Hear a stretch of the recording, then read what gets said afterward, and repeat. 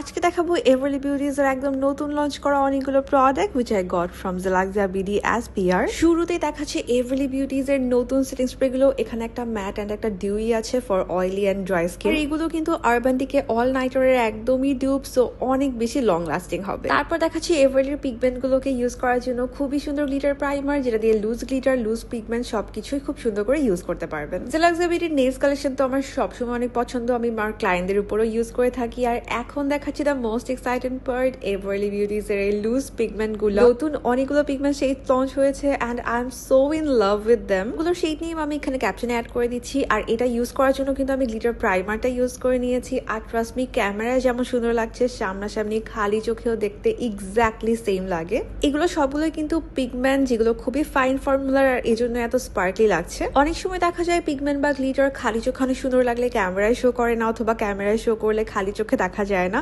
But সেক্ষেত্রে এভারলি beauties এর pigment গুলো বরাবরই আমার খুব পছন্দের, কারণ এগুলো ক্যামেরা যেমন লাগে সামনাসামনিও এক্স্যাক্ট সেম লাগে। সো প্রতিটা কালারই এখানে আমার অনেক বেশি পছন্দ হয়েছে। And thank you so much Zalaxia BD for sending all this.